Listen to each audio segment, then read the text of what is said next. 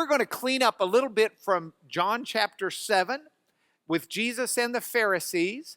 Then we're going to roll a little bit by the woman in adultery that Pastor Stephen preached on this morning. And then we're going to look a little bit more into John chapter 8. So John chapter 7, verses 45 to 52, asks this question, which I think is an important question for us all, and it's the reason that I want to underscore it for just a moment. What does a Christian look like? How do you put the pieces of the puzzle together so that you get the whole picture of what it is? And in Jesus' interaction with the Pharisees, there's a real discourse going on because the Pharisees considered themselves the cream of the crop when it came to religiosity. They were the examples. They were the most devout. They were the ones who said everything right. They were the ones who dotted their I's and crossed their T's. They were at every service. They had the pristine seats at every service. They tithed everything down to the vegetables in their garden. They really considered themselves the very best of the best. And yet they were at such odds with Jesus because Jesus perceived true religion, true faithfulness to God, chasing after God's heart. Jesus perceived it very differently than the Pharisees. And I think it's worth looking at for just a moment. So within the context of Jesus telling the Pharisees that they weren't getting it, we had a couple of passages that I looked at. Isaiah 57, 1 through 13 is one of the passages I put into the reading. It's not anything that we need to go into in depth, but Isaiah 57, 1 through 13 is a good illustration of what seemed to be missing, one of the key elements missing for the Pharisees. Isaiah 57, 1 through 13.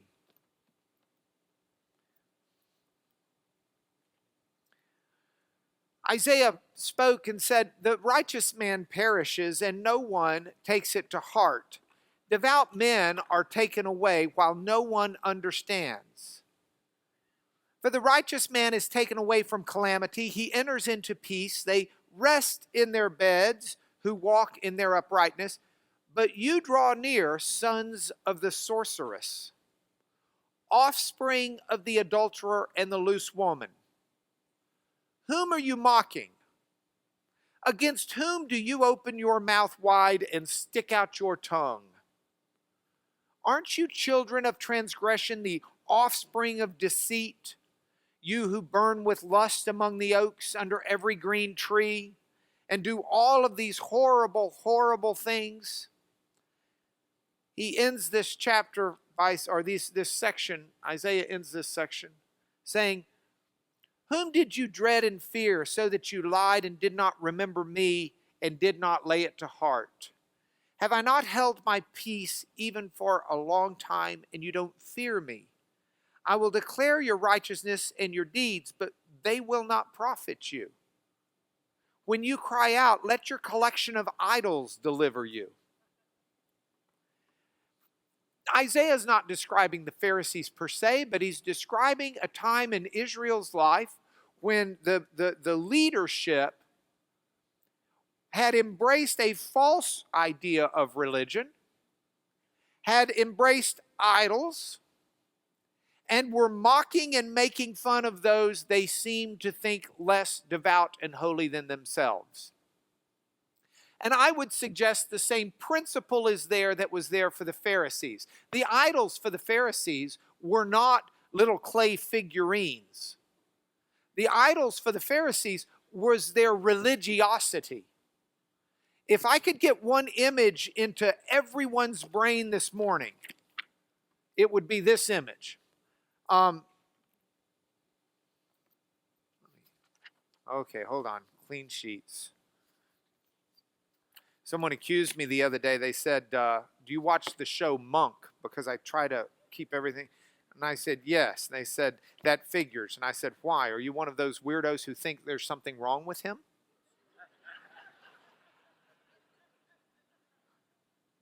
Here is God. And here is man. God reaches down to man through the gospel, through the cross of Christ. Man reaches up to God through religion.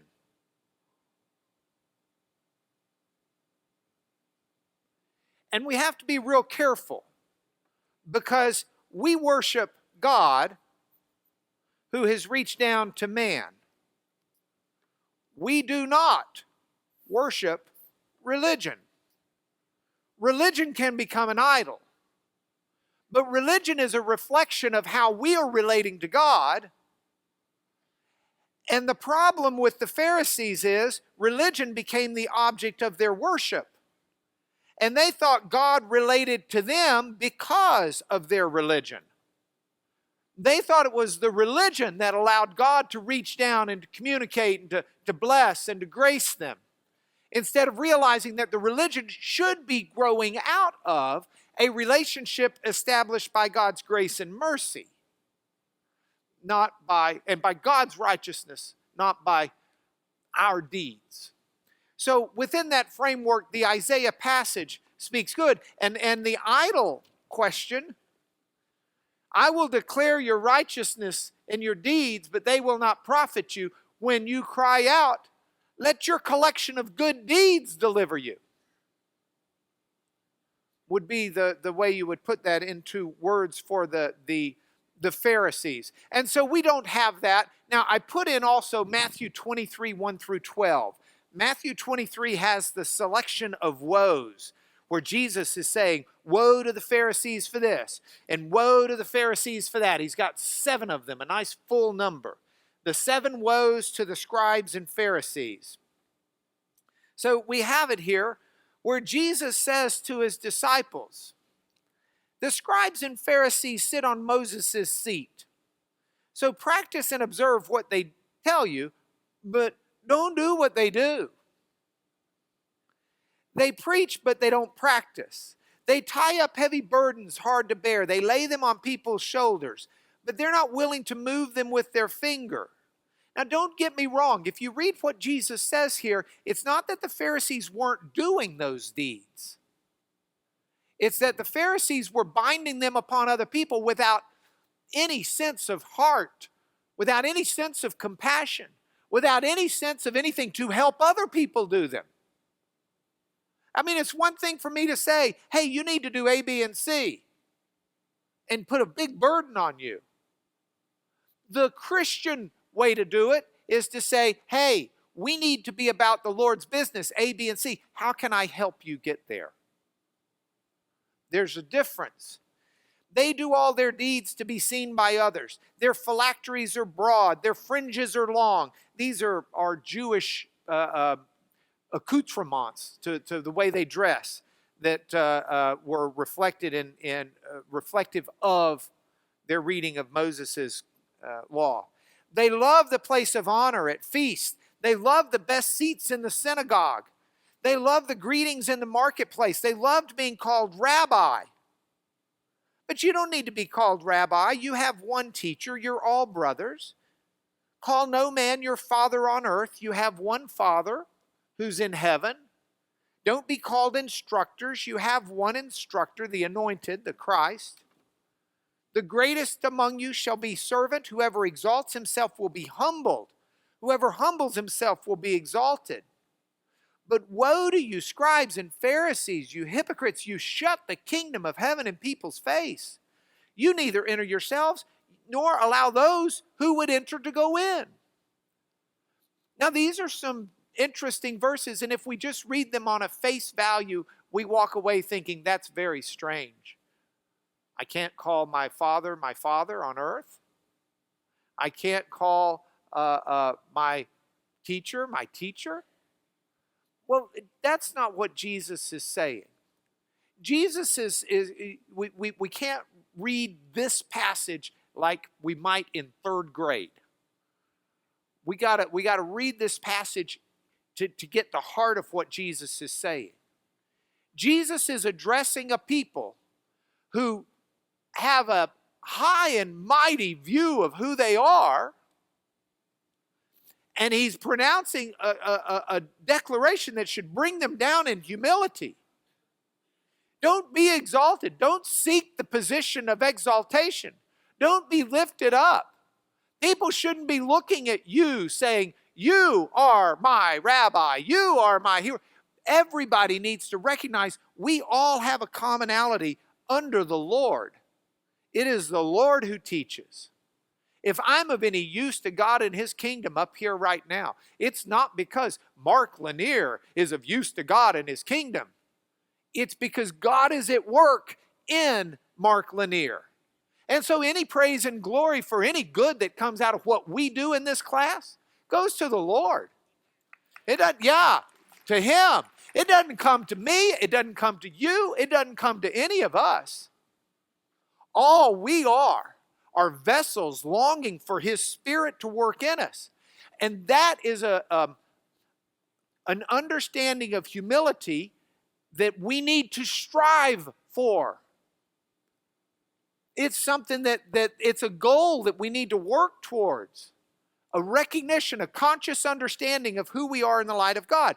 And so this, when Jesus says to whoever humbles himself will be exalted, the goal behind that is not, well, I'm going to humble myself so I can be exalted because I really want to be good and great. And I want people to look at me and think, ooh, man. No, you just lost the humility. You know, that's the guy who writes the book, Humility and How I Achieved It. That doesn't work. The point that Jesus is making is, in arrogance, haughtiness, pride, and self-delusions of grandeur, you not only aren't doing anybody else any good, but you're not doing yourself good either. You're shutting yourself out of the kingdom as well as those around you. And so the goal behind this needs to be one of humility, not a false humility, but a true humility that comes from a vision of God, an encounter with God Almighty that leaves us all in common. Bob and I were flying, was Mike Moriarty in here this morning?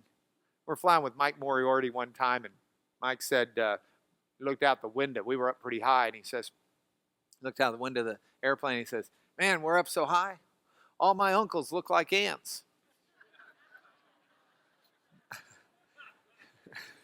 It's kind of good. There is a vision point where there's a commonality. And that's what Jesus is saying. So we have that. I added this marked by humility. There are countless proverbs. Proverbs 29:23, 18:12. I'm not going to go through them all because I want to spend some time doing some other stuff. But look through those proverbs. The proverbs, I could have put 8 days of readings of proverbs up there for how important it is to be humble. It teaches us who we are. We have better sight for others. We serve others better. We have wisdom. We have a better vision of God. There is something that is innate within humility. Because what true humility is, and what I would love to reach before I die, what true humility is a recognition of who God is. Because there is no place for human arrogance or pride before God. There's just not. So we had that, and then I went ahead and put in Luke 14, Proverbs 25, and Daniel 10. Let's look at a couple of those for a moment. The Luke 14 passage is a good passage. Luke 14, 7 through 11. It's very short.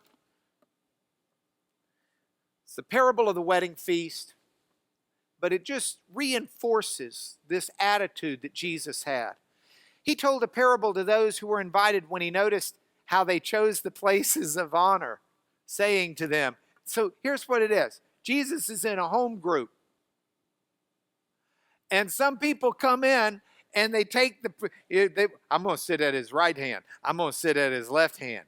And they start grabbing the places at the table that are the choice spots. And Jesus comes in and sits down. And I wonder how they felt when he said this. Kind of like, when you're invited by someone to a wedding feast, do not sit down in a place of honor, lest someone more distinguished than you be invited by him. And the one who invited you both comes and says, that's not your seat, that's for him. Sorry, you're not important enough to sit there. And then you begin with shame to take the lowest place. How much cooler would it be when you're invited that you go sit in the lowest place? So the host comes up to you and says, hey, buddy, we got you at the head table. Then you'll be honored in the presence of all who sit at the table. Everyone who exalts himself will be humbled, and he who humbles himself will be exalted. And someone is saying, yeah, but we live in a dog-eat-dog world where if you're not assertive and you don't stake your claim, it's just not going to happen for you. It happening for you may be a bit overrated. Okay, Daniel 10. First, we'll throw in one proverb. I had Proverbs 25, 1 through 7. Then we'll go to Daniel 10. Proverbs 25, 1 through 7.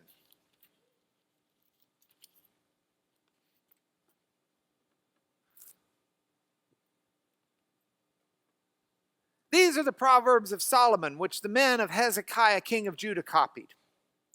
It's the glory of God to conceal things, and the glory of kings to search things out. As the heavens for height and the earth for depth. By the way, if you read a passage like this,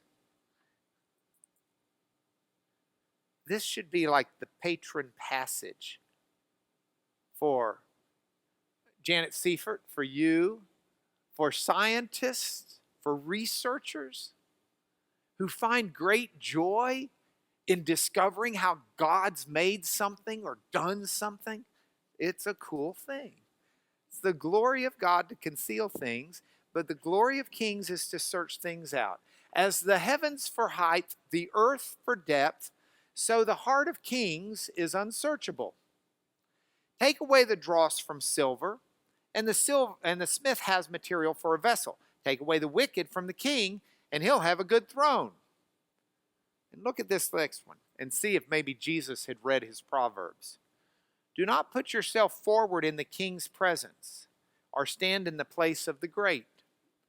It's better to be told, come up here, than to be put lower in the presence of a noble. That's the proverb that Jesus condensed. That's not the right word.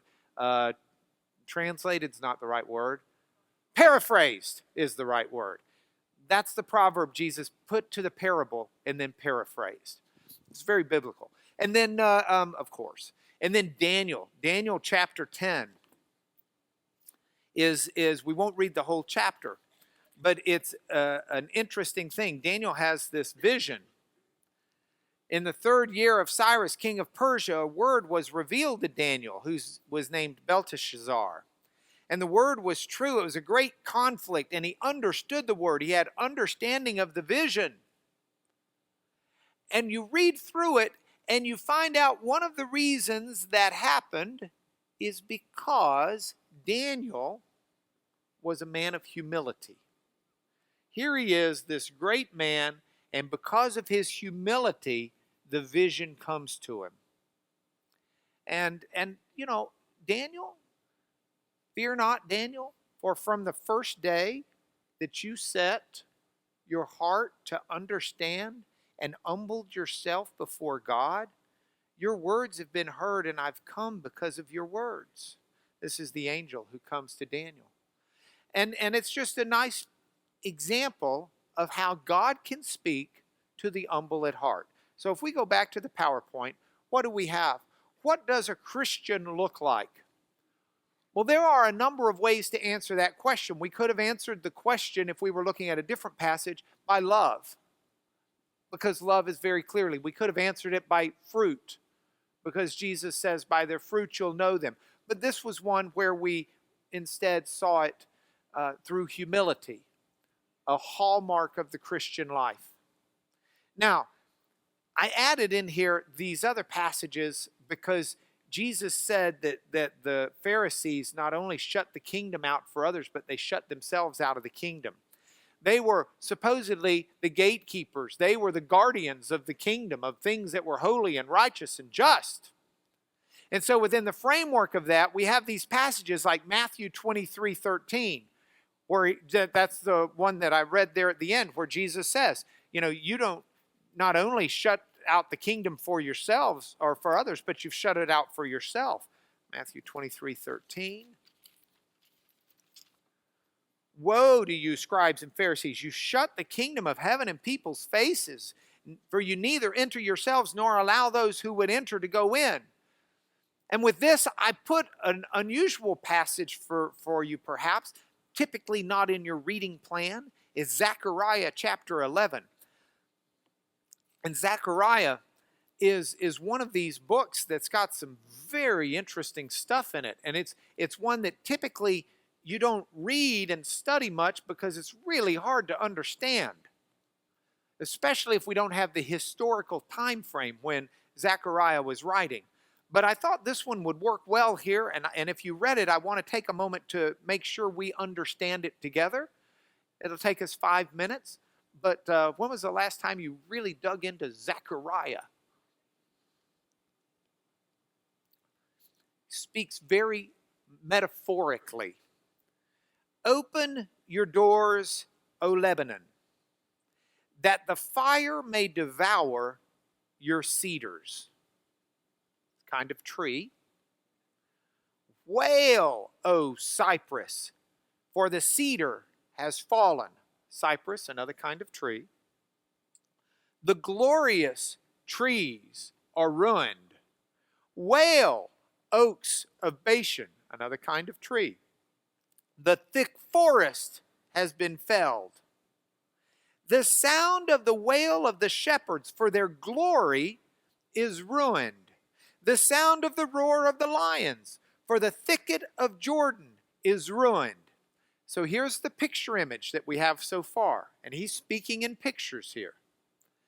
You've got 3 very stately, grand, hard, useful trees. You've got the cypress, the cedar, and the oak. And these are the trees that were most valuable. These are the strongest trees. This isn't scrub brush. These are the trees that were used by builders. These are the constructive trees. They're fallen. There's wailing over it. There's wailing for the shepherds. And the sound of the roar of the lions, because the thicket of Jordan is ruined. Thus, so that's the picture. You got the picture in your brain? Thus said the Lord my God. And now God is speaking to Zechariah here.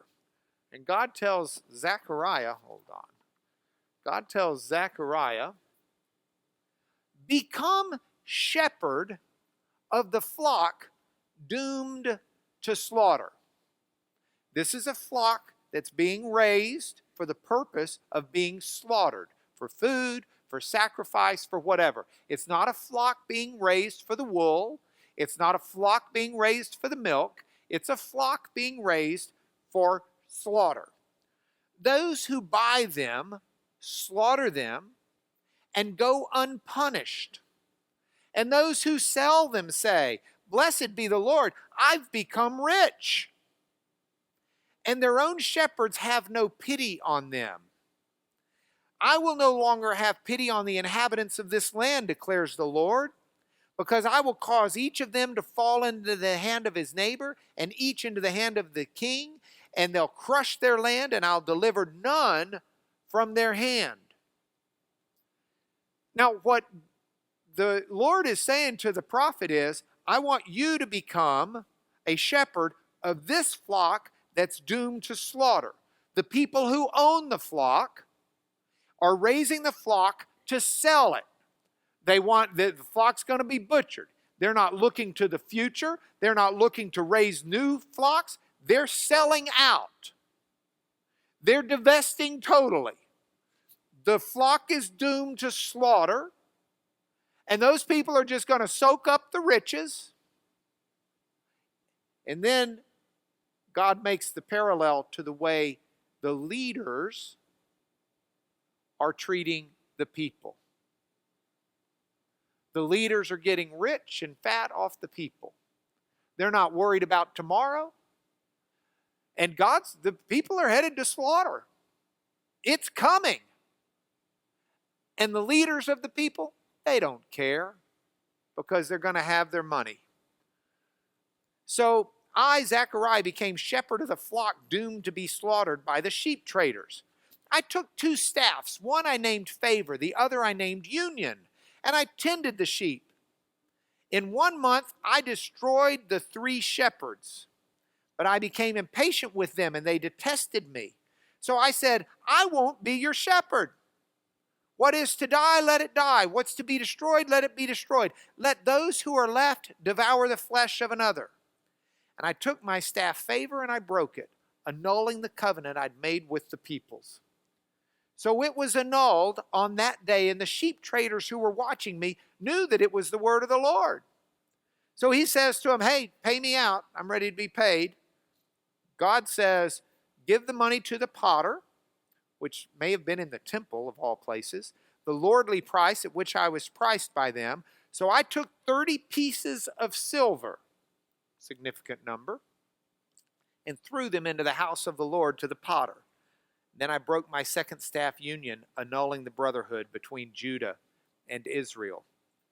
The Lord said to me, take once more the equipment of a foolish shepherd. I'm raising up in the land a shepherd who does not care for those being destroyed, who doesn't seek the young, or heal the maimed, or nourish the healthy, but devours the flesh of the fat ones, tearing off even their hooves. Woe to my worthless shepherd who deserts the flock. May the sword strike his arm and his right eye. May his arm be wholly withered, his right eye utterly blinded. Now, our tendency in the 21st century is to read prophecies like this and to try to figure out how they apply to today. But I think what we need to do first of all is recognize that Zechariah was giving a message to his people in his day. And it's a very strong message. And God calls Zechariah to be the shepherd. And it is a useless project. The other shepherds are doing nothing.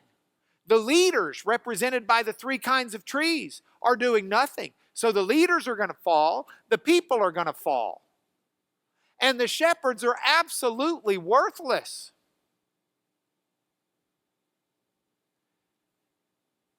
Those were the Pharisees in the time of Jesus. I'm not saying that Zechariah is prophesying about the Pharisees. I'm saying the same illustration is true. They've shut the kingdom of heaven out from themselves as leaders, and they've shut it out for the people as well, because they just weren't living right before the Lord. And these are the remaining woes. Woe to you for this, woe to you for that. And read through them. They're worth reading through.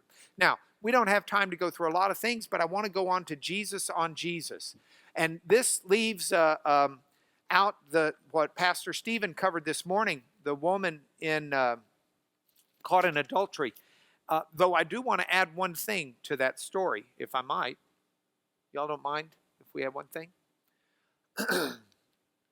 Pastor Stephen pointed out in the handout where I talked about Jesus writes in the dust, in the sand. And there's only one other time where God writes in the Bible on a natural surface, on rock, on sand, on dirt.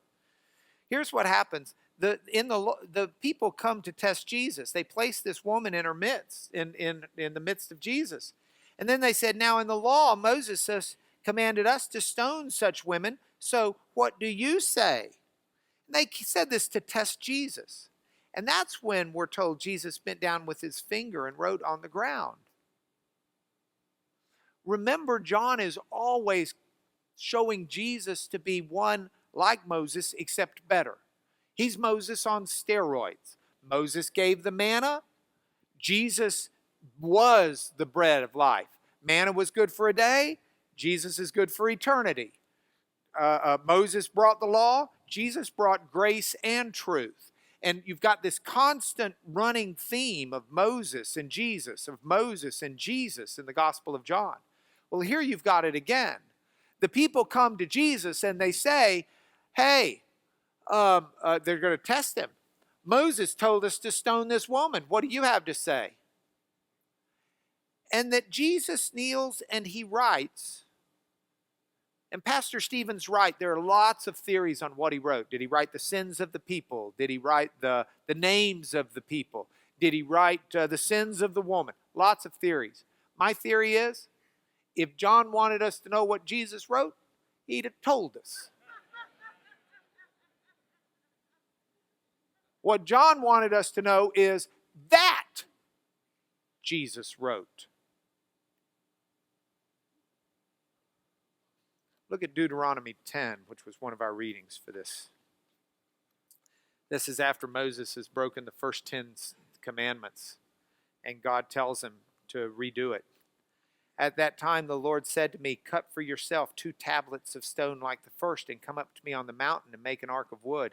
And I will write on the tablets the words that were on the first tablets you broke. The hand of God would write the commandments that included thou shalt not commit adultery. The finger of God writes on the tablets of stone. And so the people bring this woman to Jesus and said, Moses told us, nah, nah, nah, nah, nah.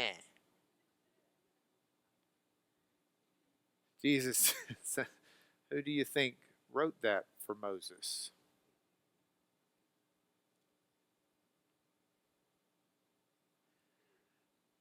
Jesus is Moses on a quantum level.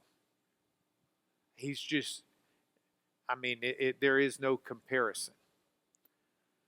That's what we're getting from that. Okay, now let's go to the last set of readings that I wanted to talk about this morning. Jesus on Jesus. I love this. This is John 8:12 through 59. And I don't know if Pastor David or someone might be hitting this next Sunday, but it was in this week's reading, so I get to hit it now. And if they hit it next week, then cool. Reinforcement. This is a bizarre passage that can only be starting to be understood by reading the Old Testament context for it. Otherwise, you just sit there very puzzled. Look at the story for a moment.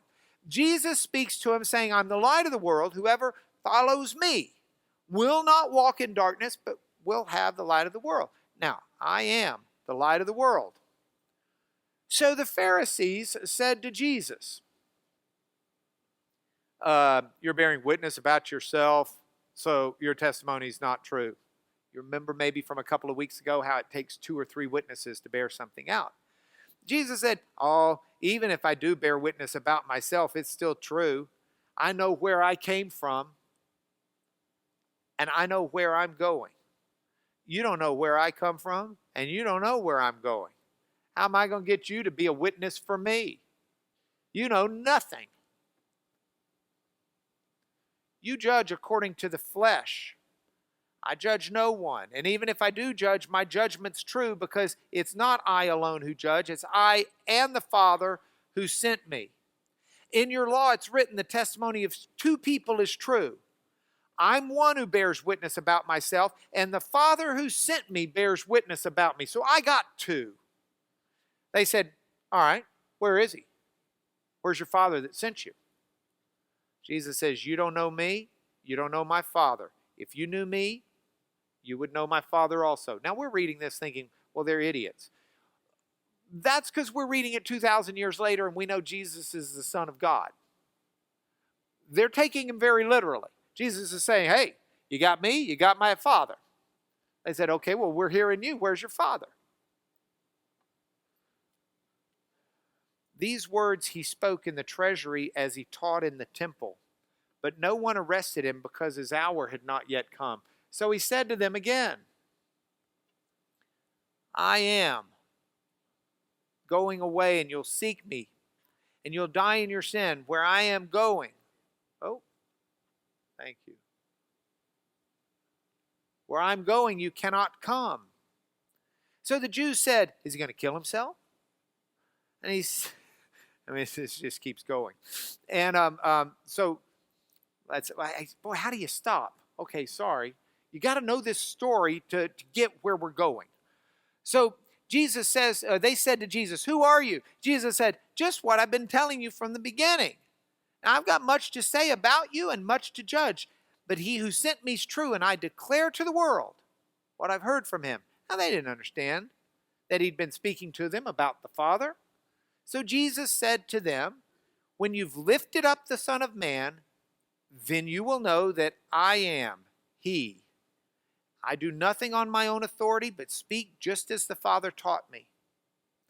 Now, they continue to question him, and Jesus has this big interchange where they start saying, "Oh, he's thinking more eternally." So then they answer him and say, "Well, Abraham's our father." And Jesus says basically, "No, your father's the devil." That was not a good moment for them. At which point they said, Nanner, you say our father's the devil, then we'll say you're a Samaritan and you have a demon. So they twofered him. He not just has a demon, but he's a Samaritan. Jesus said, "I don't have a demon. I honor my Father and you dishonor me. I don't seek my own glory, but there's one who seeks it, and he's the judge. Truly, truly, I say to you, if anyone keeps my word, he'll never see death." Now the Jews said, "Aha! Now we know you have a demon. Abraham died. The prophets died. And you're saying if someone keeps your word, he doesn't. Are you greater than our father Abraham, who died? Are you greater than the prophets who died? Just who do you think you are?" Jesus said, "If I glorify myself, my glory's nothing. But it's my Father who glorifies me, of whom you say he's our God. But you've not known him. I know him. If I were to say I don't know him, I'd be a liar like you. But I do know him, and I keep his word. Your father Abraham rejoiced that he would see my day. He saw it and was glad." Now, we've read the whole chapter to get to these verses, so tune in if you've taking a vacation.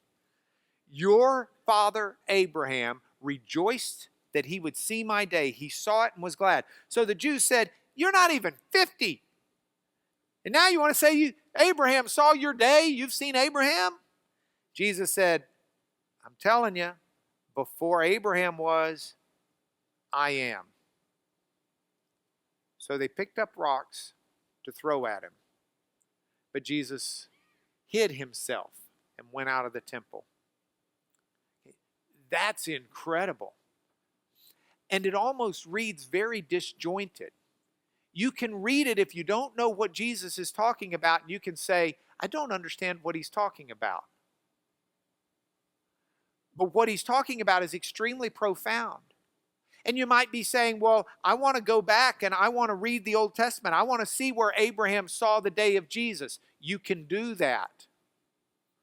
But in the process, if we go back to the PowerPoint, we need to focus first on I am. So with I am, I grabbed for you two segments of photographs from the Dead Sea Scrolls. Now, the Dead Sea Scrolls are actual manuscripts that we have today that were written between 200 BC and about 75 AD. So these are actual manuscripts that we still have that were written by people, and they are datable to that time period. And what they teach us, among many things, is how the phrase I am was treated.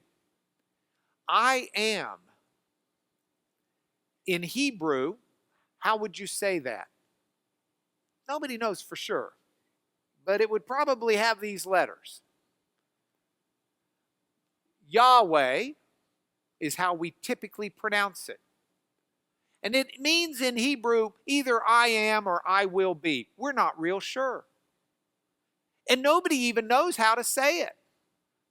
because for thousands of years, a good Jew would not pronounce it.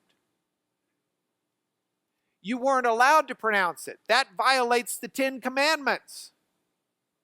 Don't take the name of the Lord your God in vain. Yahweh is God's name. When Moses is in front of the burning bush, and Moses says, "Who should I tell them you are?" They're going to want to know the name of the God that sent me. God says Yahweh. In Greek, it becomes ego eimi or ho-on, two different Greek ways to say it. And they're both put in there. I am who I am is the way it's translated in most Bibles. Who are you? I am. And a good Jew would not say that. So even in the Dead Sea Scrolls, this top picture that I have is from the Habakkuk Pesher, which is a commentary on, Pesher means commentary, on the Old Testament prophetic book Habakkuk. And so it's got passages of Habakkuk in it. And it's being written 100 BC. But when it's being written, when they get to the name Yahweh, they changed the way they wrote it. Instead of writing it in the script, the way they wrote letters in 100 BC, they used an ancient Hebrew script, hundreds and hundreds of years earlier. To write the name of God, they wrote it special. And you're saying, well, how can you tell? You can kind of look and see that the letters look different, but I've made it a little easier for you. So here's the secret. That is the Y, the Yod. Here's what it looks like at the time they were writing. Can you see how different the Yod was? Here are the H's, the H's. There's one and there's one. And those H's, here's what they look like at the time Jesus, or at the time they were writing this. So it went from being like a backwards E to being basically a square without a bottom to it. They wrote it because it was too holy to even write the name of God, much less say it. You do not say the name of God. It's too holy. Now, here below it is the scroll of discipline. And that scribe, instead of writing it the other way, this is what he did. He just put 4 dots to stand for the 4 letters. In fact, scholars will often call Yahweh the tetragrammaton, which means in Greek 4 letters. And that's the way it was. Now, Jesus uses that phrase over and over in this passage. In John 8:24, John 8:28, John 8:58. And finally, they just pick up rocks to stone him for blasphemy. Because Jesus is saying, I am. He is announcing the name no one's allowed to say.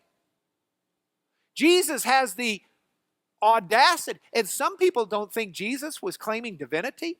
Jesus pronounces the ineffable, the unspeakable, the unpronounceable, the never let it be said, the don't even write it in normal letters, name of God. And he says it in such a way that he associates it with himself. Before Abraham, I am. Before Abraham, Yahweh. How did Abraham see your day? Before Abraham, Yahweh.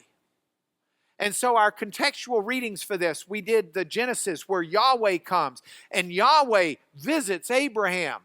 And Yahweh tells Abraham that Sarah's going to have a son.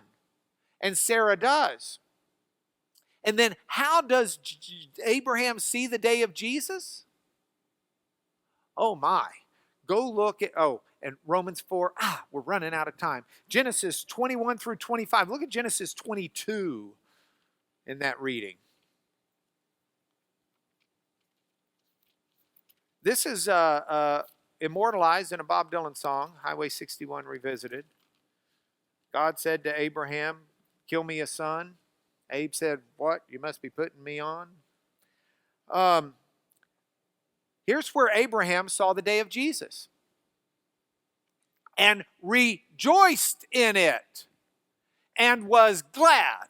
Jesus says, not only Abraham saw my day, but he rejoiced in it and was glad. Out of all of the stories in the Old Testament, where do you think Abraham was most glad and most rejoicing?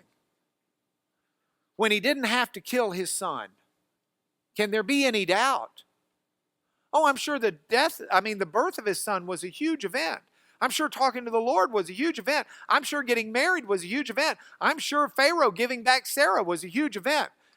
But he was rejoicing when he didn't have to kill his son. God tested Abraham and said, Abraham, here am I. Take your son, your only son Isaac, whom you love, and go to the land of Moriah. He said, where's the land of Moriah?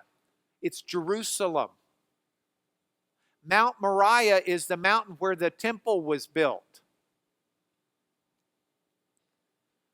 Offer him there as a burnt offerings on one of the mountains, of which I'll tell you. Mountain to them, that's a hill. The hill of Golgotha, the hill where the temple is. So Abraham rose early in the morning. He saddled his donkey. He took 2 of his young men with him and his son Isaac. He cut the wood for the burnt offering. He rose and he went to the place of which God told him. On the 3rd day, takes 3 days before the life of his son is spared. By the way, once Abraham made the decision to go, his son was dead. Once he'd made the decision, he's loaded the wood, he's cut the wood, he's done it. You can count his son dead to him at that point. He's made that psychological decision he's going to follow the Lord. His son doesn't get restored to life for 3 days. For 3 days, Abraham continues on the journey thinking his son dead. As good as dead. Dead man walking. On the 3rd day, Abraham lifted up his eyes and he sees the place from afar. He says to his young men, y'all stay here with the donkey. I and the boy will go over there and worship and come again to you. Abraham took the wood of the burnt offering and laid it on Isaac, his son. He took the wood that would be part of the sacrifice, and Isaac had to carry the wood himself, as Jesus did the cross. He took in his hand the fire and the knife. They went both of them together. Isaac said, my father. And he said, here am I, my son. Behold the fire and the wood, but where's the lamb for a burnt offering? Abraham said, God will provide for himself the lamb for a burnt offering, my son. When they came to the place of which God had told him, Abraham built the altar there. He laid the wood in order. He bound Isaac, his son, laid him on the altar on top of the wood. Abraham reached out his hand. He took the knife to slaughter his son, but the angel of the Lord, that is all capitals so that you know that is actually Yahweh, called to him from heaven and said, Abraham, Abraham, here am I. Don't lay your hand on the boy. Don't do anything to him. And Abraham sees and stops, and God says, look, there's a ram caught in a thicket. Abraham took the ram and he offered it up as a burnt offering instead of his son. And Abraham called the name of that place, Yahweh will provide. And it's said to this day, on the mount of Yahweh it shall be provided. Yes, there would be a son who would carry his own wood, seemingly dead for 3 days, who would be restored to life by the hand of God, but it would be God's son, and God would be providing the sacrifice. And Jesus was able to say, before Abraham, I am. And Abraham rejoiced, seeing my day, and was glad in it. So with that, we have points for home. 3 points for home. First point for home. Yeah, that's Points for home. See, last week we only had one finger because I did a point for home, and then a point for home and a point for home, but this is multiple points for home, so you had to make it plural. So it's points for home. Okay? Getting very literal here. Okay, this, how we behave, how we treat each other, our attitudes for each other and for the world, need to be defined not by who we are in the world's eyes, not by where we stand in the world, not by what we want in the world, but how we treat others, how we exist on this plane, how we behave, how we act, what we want, what we desire should come from our relationship with the Almighty and His with us. And boy, do I need to remember that tomorrow.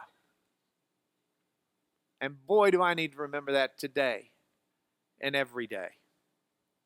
Because it goes hand in hand with the next point for home. Keep calm and let God be God. Lots going on in the world around us. Busy, busy, busy, busy, busy. Keep calm and let God be God. And then as I transition from the humility and the lessons of wanting to learn from the Pharisees and Jesus' encounter, and I transition to see what God has done for us, to see this magnificent thing where from thousands of years earlier, God prophetically had been speaking through all these different voices and events about what was coming. And we get to look back and see that in majesty. It just makes me want to say, thank you, God. Thank you, thank you, thank you. Would you pray with me? Lord, we come to you with thanks, mixed with awe, mixed with appreciation of the beauty and the majesty and the grandeur of what you've been about.